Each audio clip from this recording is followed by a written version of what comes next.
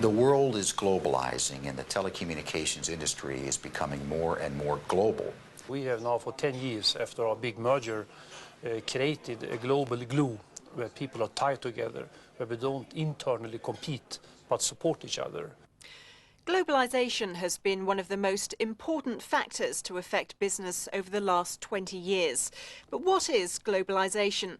How is it different from what existed before?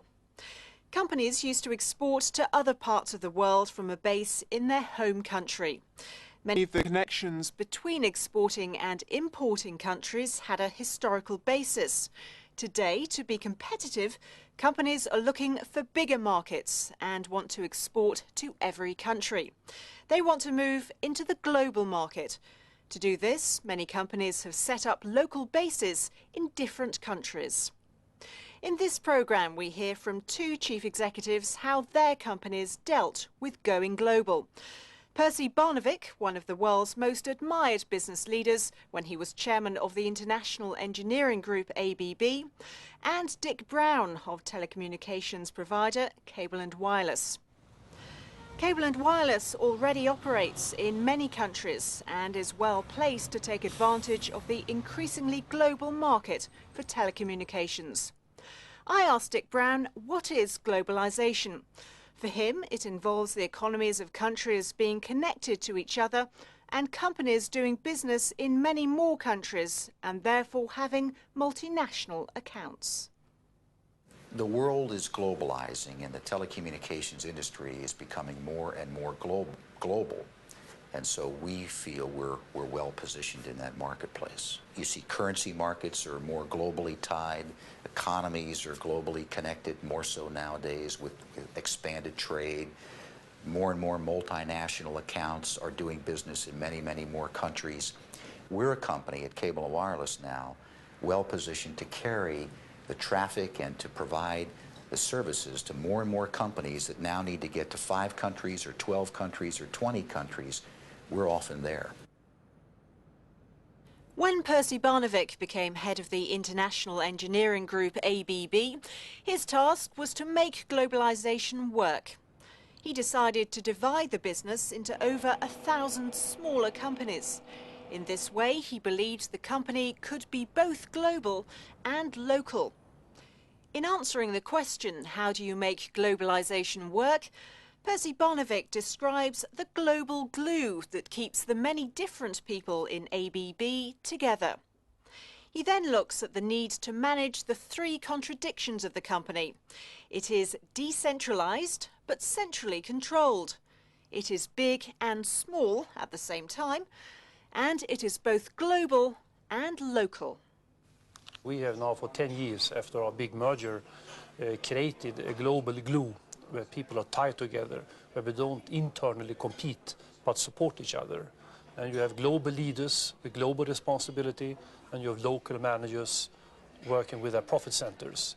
And if you have the right, so to say, agenda for these people and the right structure, you can use a scale of economy and your advantages of bigness but being small. We used to say that you have 3 contradictions: decentralized and still centrally controlled, big and small, global and local. And of course, to try to make these contradictions work together effectively, then I think you have a big organizational competitive edge. Globalization can bring advantages to a business, but how does a company go global? Dick Brown mentions 3 ways companies can achieve globalness. Firstly, companies can work together in alliances. Secondly, they can acquire or buy other companies.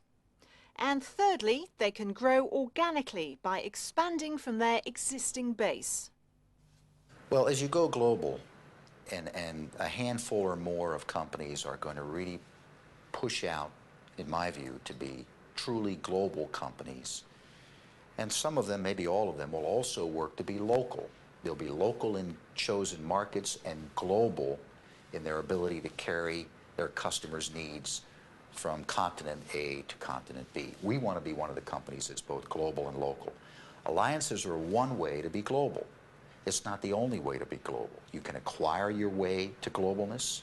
You can organically grow your way to globalness, You can have alliances which help you get global quicker. So you take your pick. You have to start from the top with local people who understand language, culture and so on. And I think in this global world where the East is coming up now, that's a winning recipe. ABB clearly found the winning recipe. Its theory of globalization has become the company's working practice. So how do you make theory work in practice? Percy Barnevik believes that successful globalization involves getting people to work together, overcoming national cultural barriers and making the organization customer-driven. You see, the easy thing is to have the theory, but then to make the systems work, to make people really work together, to trust each other, Americans, Europeans, Asians, to get over these national cultural barriers and create a common glue, ABB, and then make them customer-driven.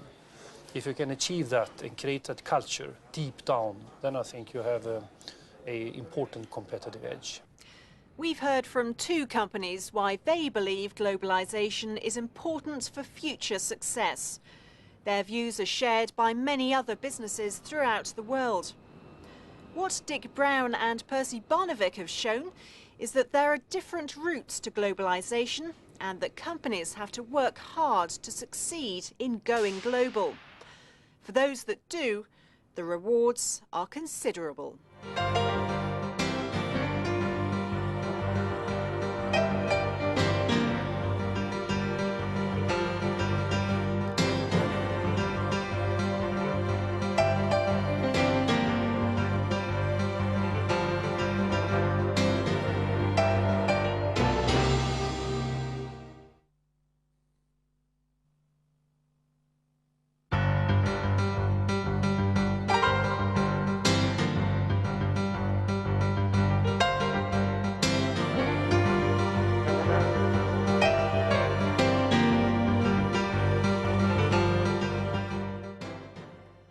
The job of a leader, whether it be in CNBC or any other place, is give employees dignity and voice. Allow them to reach their full potential. As a CEO, my job is to remove barriers. It's not to come up with all the ideas. No one person's that smart. Once upon a time, the boss gave orders and the workers carried them out. Sometimes managers interpreted them along the way. This top-down or hierarchical model of business organisation has changed dramatically in the last decade or so. It responds too slowly for today's fast-moving businesses. So what kind of organisational structure is now needed? And how does today's business leader help to shape it? The answers to these questions are provided by Professor Sandra Dawson, Director of the Judge Institute of Management Studies at Cambridge University. And the two chief executives we've just seen, Jack Welch, who was Chairman and Chief Executive, transformed General Electric into one of the world's most admired companies, and Mike Bloomberg, founder of the fast-moving business information service, which bears his name. First, we asked Sandra Dawson what is the best management structure for businesses. Professor Dawson believes that structures are just tools or instruments to improve the business. She thinks that hierarchy or top-down management is not the right structure for businesses which are trying to encourage employees to use their own ideas, their initiative, in finding solutions. Employees now have the power or discretion to decide what they should do. She believes that the people at the top don't have all the answers. There is, she says, no monopoly of truth and right. I don't think there is one best way of managing anything. You have to think very carefully about what's the nature of the task and how can that best be achieved. Structures are just tools to enable you to do your business better. The reason why there's a lot of change is because hierarchy is not in the main the best way for organising businesses that require a lot of initiative and a lot of discretion throughout the organisation. In other words, for businesses where you know there is no monopoly of truth and the right solution at the top. We then asked Sandra Dawson what she thought the role of the business leader was in this new structure. She sees leaders as people who clearly show what the company stands for, displaying the values. They must decide what the company wants to do, giving a sense of direction. This is especially important in companies where there is distributed leadership, that is, where major decisions are taken at all levels throughout the company. And leaders have to look outside the company at its competitors and its customers, scanning what's going on. They should make sure the company knows what customers want, that it is tied in with its customers. They should also be aware of new technology and employ specialists to develop new ideas. I think displaying the values of an organisation, not just by speaking them but by acting them, is critically important. I think giving a sense of direction is vital, because if you have more distributed leadership, if you have many people with discretion, you still need to have a common focus on what's the long-term direction of the organisation. So stressing the values, giving a great sense of direction, and also scanning what's going on outside, because people can become very much focused on the requirements of doing the job today, particularly in this very competitive world, and therefore knowing what's going on outside, making sure that you're tied in with customers, looking to the future of new technology, making sure you've got very good specialists working with you, with whom you can take ideas and develop those. That's what I think the leaders now need to be.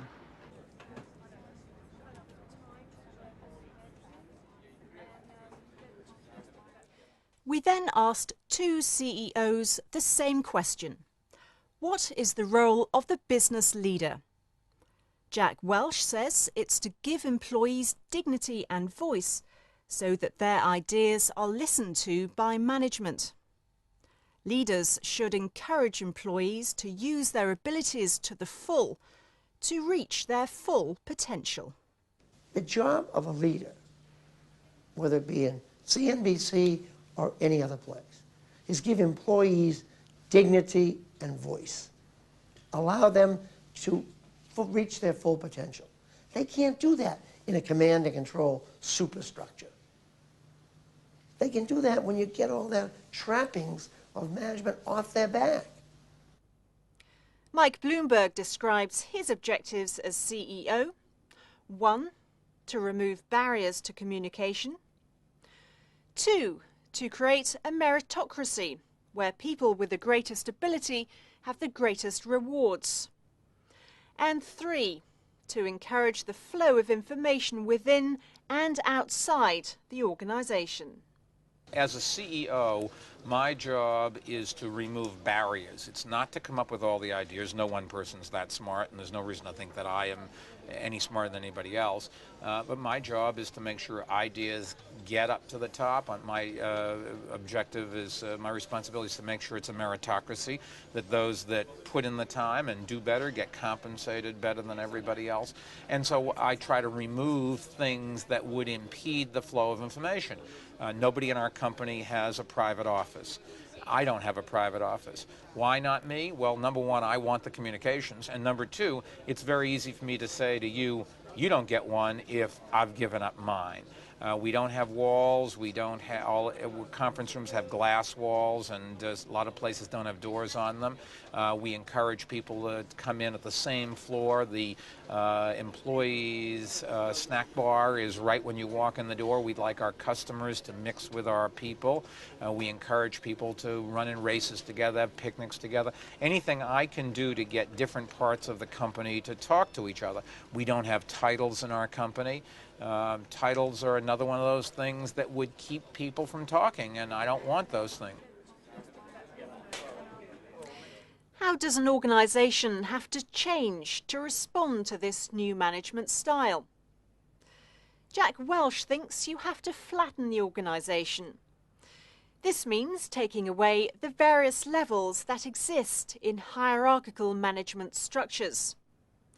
It's important, he says, to remove barriers or impediments that would stop people from learning new ways of doing things. Companies must also act quickly to introduce these changes. The business manager is the leader of each of these businesses.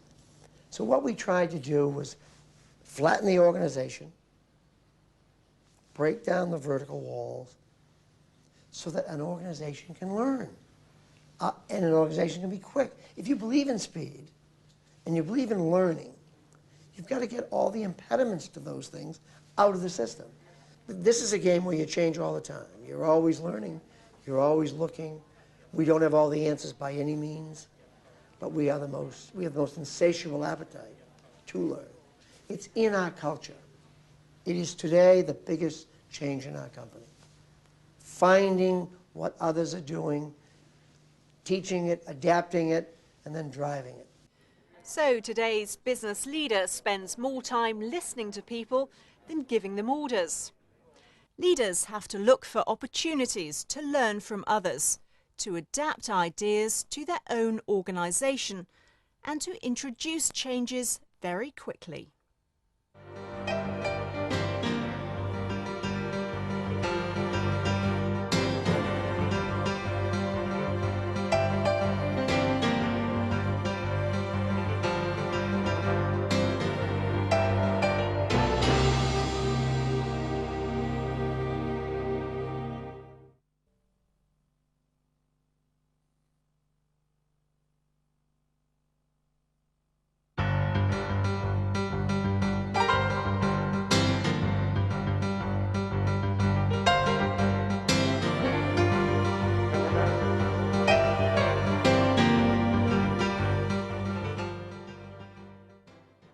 At the end of the day, you have to have an understanding for other people's way of behaving. The key role of management is to coach their people. The success of a company depends on the ideas, abilities and decision-making of the people who work for it. How do you manage people to get the best out of them? What responsibilities does management have towards its employees? We asked two leading business figures how they manage people. Stafford Taylor was Managing Director of Personal Communications at BT, Britain's major telecommunications company. Percy Barnevik, former chairman of International Engineering Group ABB, is now chairman of Investor, ABB's holding company. Sandra Dawson, director of the Judge Institute of Management Studies at Cambridge University, provides an academic perspective. In different organisations, there are different management styles. What are some of these different management styles? Stafford Taylor talks about the traditional command and control management style, where orders are passed down through the company. He thinks companies need to hand over responsibility to their employees and encourage them to make their own decisions and act on them. I think you need to look at the kind of different styles of management. And we have in this country, certainly in the UK, in many, many businesses, still a kind of command and control style of management. And what I mean by that is that the senior management have, through some ultimate wisdom with which they happen to be gifted, decide exactly what's going to happen throughout the company, and they set a series of commands of how the company's going to move forward, and that these commands then get thrown down the organization, and people are then asked to do precisely what they're told to do. As far as is possible, and as far as is practical, we should leave it to our employees to take ownership of decisions, ownership of problems, and resolve those problems. And in the main, they do. I mean, certainly in my own organization, I reckon 98, 99% of the people are very responsible individuals that will get on and do the job in a proper way. Managers expect their staff to behave responsibly, but how should managers treat their staff? What happens when things go wrong, for example, or when companies are reducing the workforce? Percy Barnevik argues that managers must have empathy with their staff and an understanding for others. Stafford Taylor sees the key factors as teaching or coaching employees so that they learn from their mistakes and the whole organisation benefits. But first, Percy Barnevik. You can take any company who is undergoing reduction of people, and that's when your policies are put to a test. It's easy in good days to talk about that people are your most valuable asset, and all that. Then we are stuck with a problem to diminish. How do you handle people? How do you help them getting a new job? How do you try to transfer them internally? How do you try to re-educate them to try to put them into another job within or outside the company? I think that tells a lot about your company policy, how you handle it in practice. And we don't need tough managers. We need managers with empathy who can think into the situation of these people who are struck by these changes. The key role of management is to coach their people. And by that I mean it's to make sure that we encourage, that we learn from mistakes, that when those mistakes are made, that people shouldn't be sort of disciplined. Everybody should be entitled to try out new ideas and make mistakes, and there shouldn't be sort of immediate sort of disciplinary action taken or censure. We should say, look, we've learned from that experience, and let's make sure that everybody else doesn't make the same mistake, and let's coach best practice across the organization.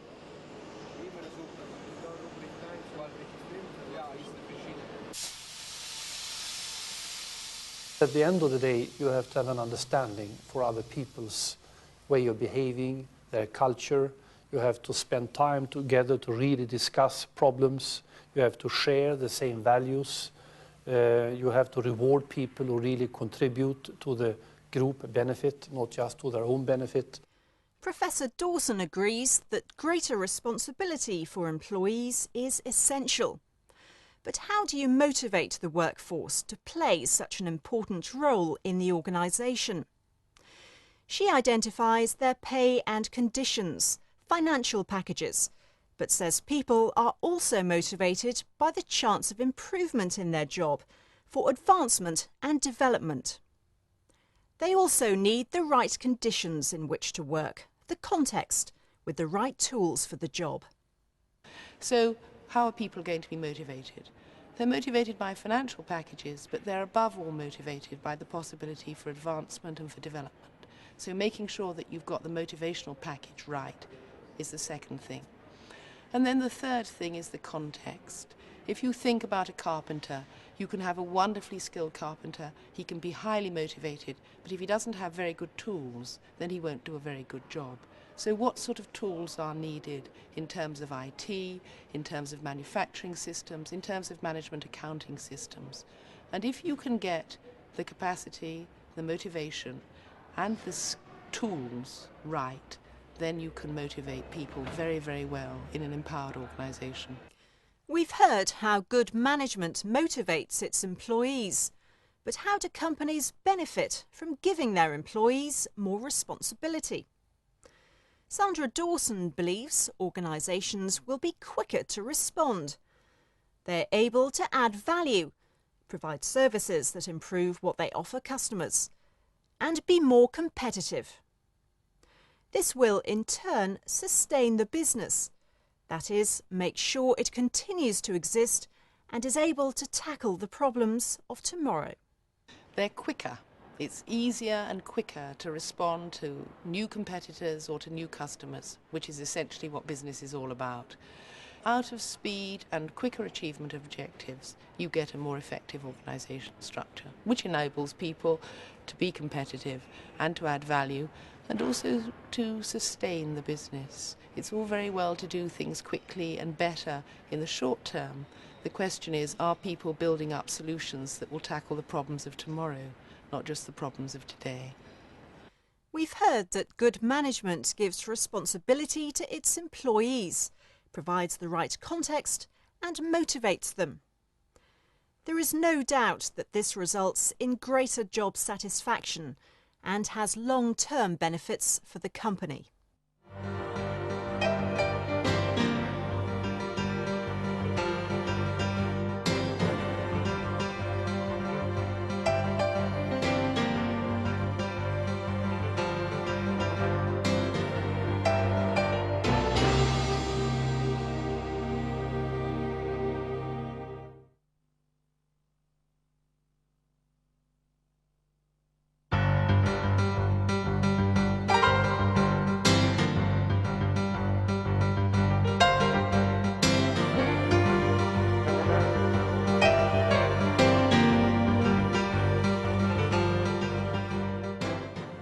The brand is just a badge, it's a name.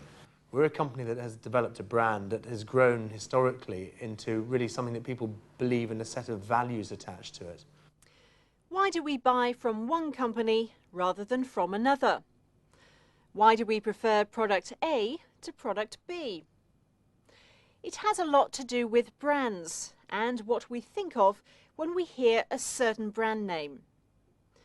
With a strong corporate brand name, a company can sell a wide range of very different products.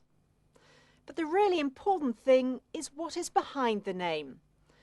The company's personality, its way of doing things, the set of values that affects all its activities. Dick Brown, former CEO of telecommunications company Cable & Wireless, explains why they have used a single brand name for many different businesses. Will Whitehorn, Corporate Affairs Director of the Virgin Group, shows how the strength of the Virgin brand enables the company to move into new markets. Gary Hamel of the London Business School looks at the relationship between brands and the core competence of companies. First, the Cable & Wireless brand name. What does the brand name mean? For Dick Brown, it is a way of creating a global identity. It's a badge. What's important is what the brand stands for. What's behind the badge? The brand gives people an understanding of what the company is and how it treats its staff and customers. It shows the company's personality. We've been a company that in the past has understated its size and capabilities because Cable & Wireless has had an identity that matched the local brand name in many of our markets, not the Cable & Wireless brand name. So we were the most global telecommunications company in the world and the best kept secret. Now, 37 different names that comprise the family of companies of Cable & Wireless are all changing their names to Cable & Wireless. So we're popping up on the screen. The brand is just a badge, it's a name. How you behave, what is your character and personality, that's what's behind a brand. And so service levels, expectations for all of our 70+ thousand employees around the world, we're doing more and more of this as we give a consistently high quality of care for customers, no matter whether you're in Singapore or Vanuatu or Latvia or Jamaica.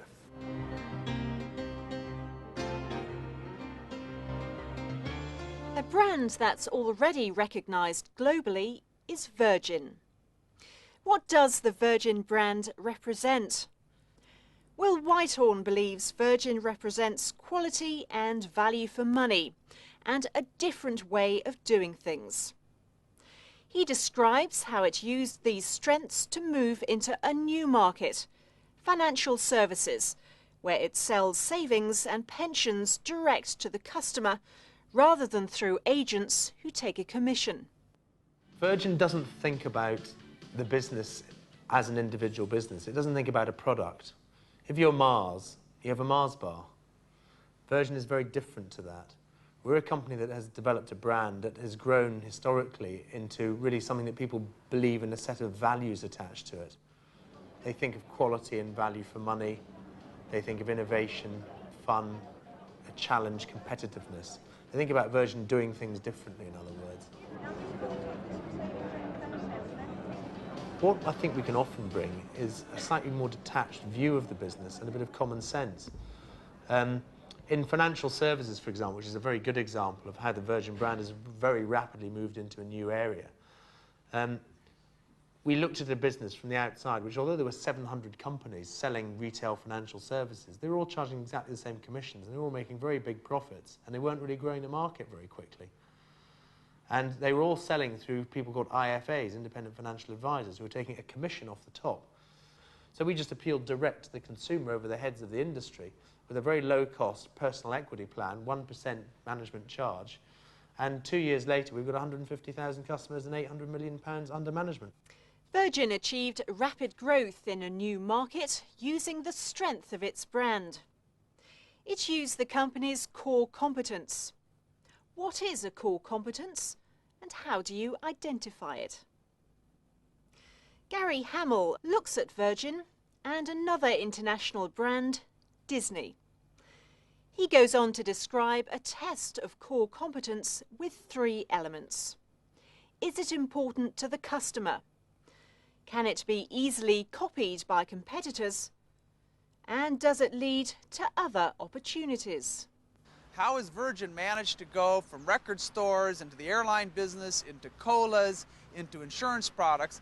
I would argue Virgin has been leveraging a competence really around their understanding of young people, next generation. How do you take stodgy businesses and make them unstodgy? That's a competence at Virgin. Identifying what your core competencies are is an essentially creative task. There are 3 fundamental tests of whether you're talking about a core competence or not. The first test is, does it create customer value? Is it something that is very important in the customer experience? The second test is it something that's difficult to imitate? Is it something that competitors would have a hard time duplicating? The third test is it something that can provide a gateway to new opportunities? Can we imagine ways of exploiting this in other markets? If it meets those 3 tests, it's probably a core competence.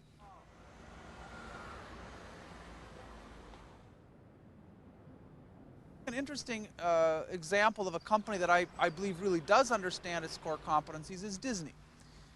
Disney has gone from theme parks to movies to retailing to ship cruise lines, now adult education, retailing. I said, Disney has a core competence in storytelling and character development. If Disney defined themselves as theme parks, that's kind of the end of the story. Even Euro Disney has had a pretty tough time. But when they define themselves as storytelling and as characters, and you say, where can I deploy that competence? Suddenly a range of new opportunities opens up to you.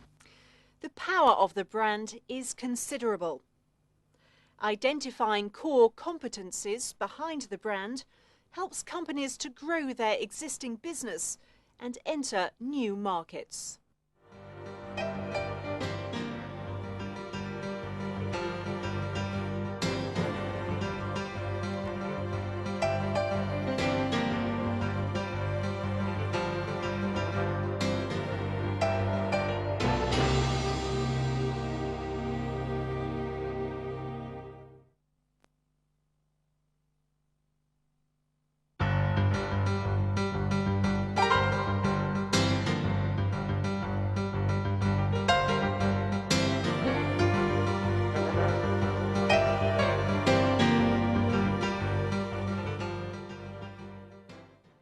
Over the last few decades in particular, business has come to realize that its success in the future also depends on maintaining a healthy environment. We take the view that we speak out on issues which our customers and our employees and our other stakeholders would expect us to speak out on.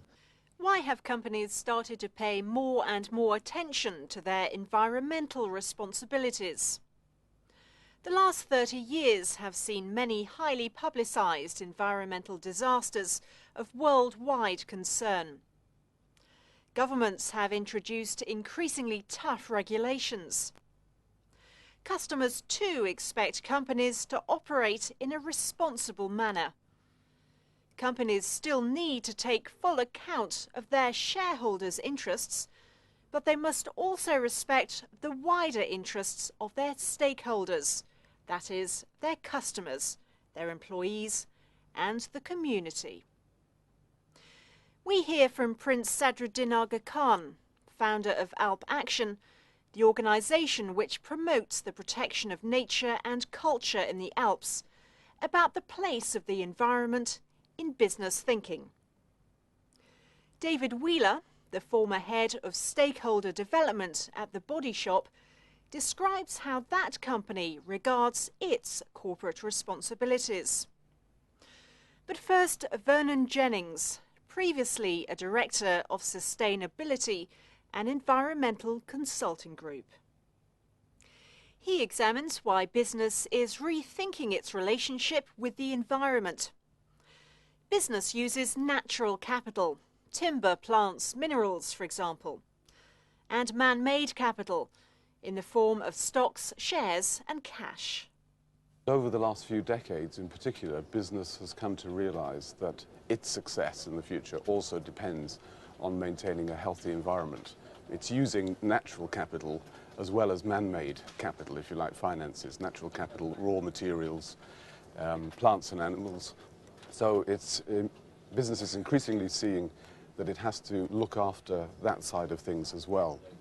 One of the problems, of course, is the short-term nature of business.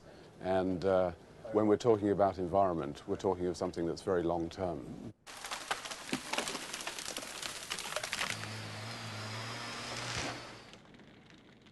Business and industry must obviously take their responsibilities towards the environment seriously. Can business and the environment work together? Perhaps concern for the environment can even bring benefits to business. Prince Sadruddin Aga Khan certainly thinks so. Environmental activities such as waste management and recycling create jobs. They are job generating. He argues that companies cannot afford to use up the Earth's resources that can't be replaced. They can't squander the environment's non-renewable resources. If companies do, they will become extinct, like dinosaurs. The environmental field produces enormous opportunities for growth, whether it's for recycling, cleaner engines, saving energy, fuel efficiency, etc., etc. And therefore, it's a job-generating sector. There's an enormous amount of money that's being made now out of recycling, waste and whatnot. So basically, I don't think that the two are contradictory. In fact, they work together. Ecology and economy have the same root. And I think this is something which today's economists are very much aware of. You cannot continue to basically squander the environment, non-renewable sources, and hope that you're going to achieve growth. What will happen to the firms that do this is that they will very quickly become dinosaurs. And this is why in many industrial sectors, including the automobile industry, the environment is taking on an extremely important dimension. Caring for the environment costs money. Who pays these costs? Vernon Jennings talks about traditional attitudes and how these have been affected by governmental regulation. Companies are now forced to take responsibility for waste disposal and environmental damage. The costs that result are now being internalised. That is, they are included in the cost of manufacture. Previously, companies didn't have to pay anything, but now the producer pays. Traditionally, the environment was seen as a sort of infinite sink into which you could chuck out all your wastes at zero cost. The cost of that was actually borne by the environment. Increasingly, through regulation, costs are becoming internalized. So the cost, for example, of packaging and recovery of packaging is having to be borne by the companies producing it. So the principle that's being adopted is the producer pays. And this means, in a way, that corporations can't escape recognizing the cost of their activities on the environment. This trend in policy will continue into the future. Many companies have come to recognize their responsibilities or obligations to the environment. How do companies account for the costs that result? David Wheeler explains the difficulties and reports research showing that companies that behave responsibly, are good corporate citizens, gain benefits. If they become stakeholder inclusive by making the interests of the community, customers and employees a priority, they will perform better and add long-term value for their shareholders. At the Body Shop, it's very, very difficult because how do you account for every hour that's spent by a manager thinking about their environmental obligations and their part of the operation? It's very, very difficult. What you can do, of course, is measure certain tangible things like how much the corporation gives to charity. You can measure how many hours are volunteered in the local community. You can measure certain things and capture those and publish them, so that's an important thing to do. But if you look at the evidence, what is clear is that companies which do behave as good corporate citizens, that are stakeholder inclusive, i.e. they do look after the interests of their customers, their employees, as well as their shareholders, actually in the long term they perform better. A number of studies have been done in the US in recent years that show that companies which don't just put short-term shareholder value first actually add more long-term shareholder value. Companies may benefit financially from good corporate citizenship. But how does a company let everyone know that it is a good corporate citizen? David Wheeler focuses on two aspects. 1. Speaking out on relevant issues. And 2. Listening to stakeholders in the countries where the business operates so that the company can work fully with the community and become an integral part of the local society. We take the view that we speak out on issues which our customers and our employees and our other stakeholders would expect us to speak out on. So that is typically issues which affect our industry, the cosmetics industry. So that's why we've taken a very strong stance against animal testing of cosmetics. But we don't actually take a public stance on medical testing of animals because it's not really our place to do that. It's all about listening. It's all about positioning the company as an integral entity within the local society. And one listens to the different stakeholders in that country, including the government, who have got their views, including your own employees who've got their views, including your customers, and one positions the company then as integral within society. Business is becoming increasingly aware of its responsibilities, both social and environmental. Government regulation and public pressure mean that corporate responsibility will stay high on the agenda and continue to influence how companies do business in the future.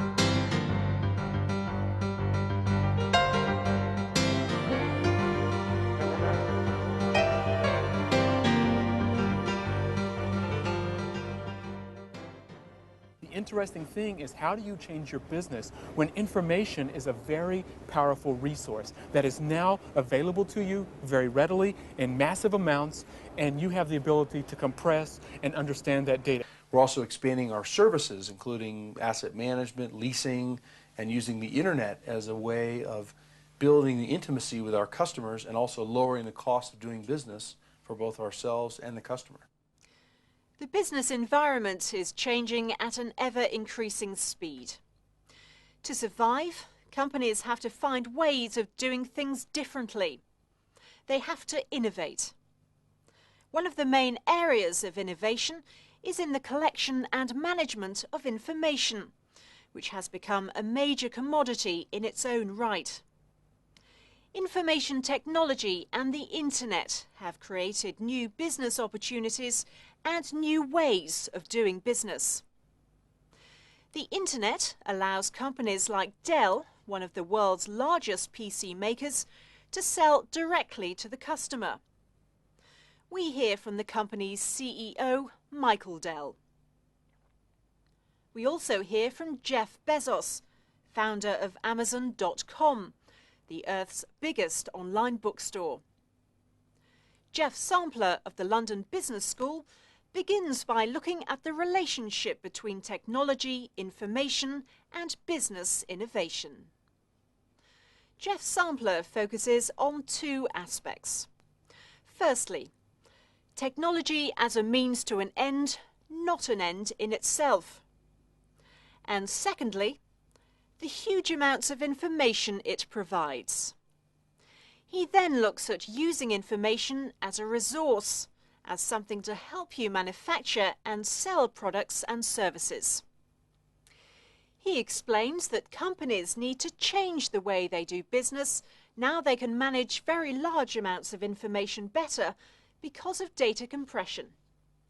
I think the most important challenge is for companies to realize that it's not about technology. That I mean, when you think that technology is some golly gee whiz thing, you've lost the battle. I mean, you know, when you go to the refrigerator and open the door, you don't think, wow, cold food.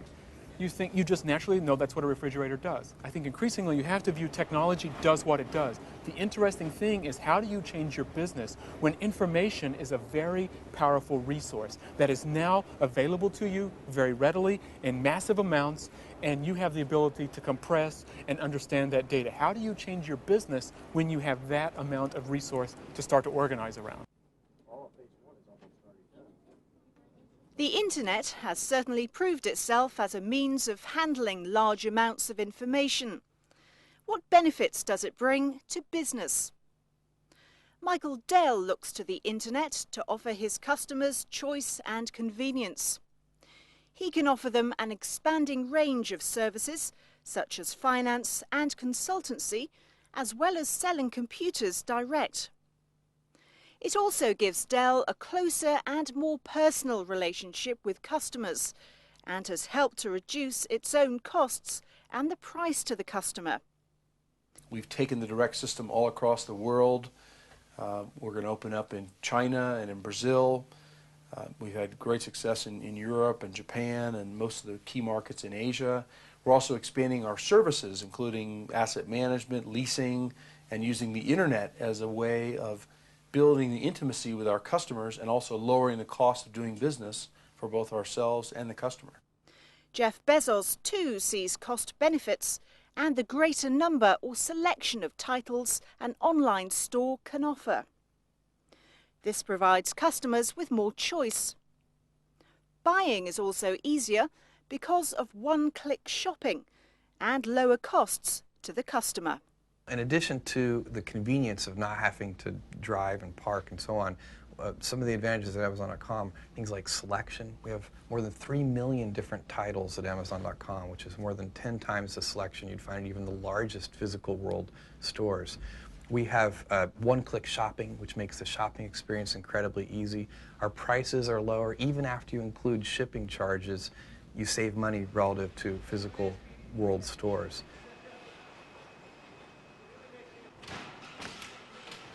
The internet enables companies to do business all over the world. What trends does Dell see in online sales outside the United States? About 17 to 20% of our sales on the internet are outside the U.S. And we're seeing the same acceleration in internet demand in Western Europe, in Canada, and Japan. In fact, in Japan, over 50% of our sales to consumers are online. In Canada, we're seeing about a third of our sales to consumers online. So we're seeing it be more of a global effect, not just a U.S. phenomenon. We did have some days in the peak of the selling season at the end of last year where we sold over $6 million a day. So we think in the next couple of years, over half of our business will go online.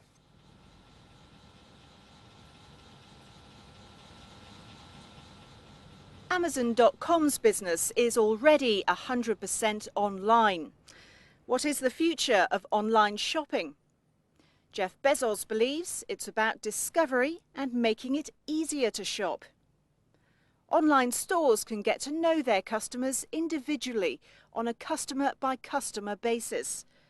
They can suggest things they would like to buy, match product to customers by knowing what they enjoy. The future overall is, I believe, going to be in large part about discovery, making it easier for people to find the things that they're trying to buy online. This is actually very, very similar to, the times gone by of a small town merchant who would know his customers intimately. We have the opportunity as an online store to not only know our products on sort of a product-by-product basis, but to know our customers in a deep way on a customer-by-customer basis, so that then we can match customer and product perfectly. So it is just as if you went into an old-time store and the merchant said, hey, I know you love John Irving. That's this new author we know you're going to love, and he hands you the book. Using information and technology to innovate and keep ahead of the competition is a top priority for business today. In fact, it may provide the key to survival. As Jeff Sampler said, if companies wait on the sidelines till there's a clear market signal with how they should be responding, the battle is over. They have lost. And therefore, they must start taking risks, learning, adapting today.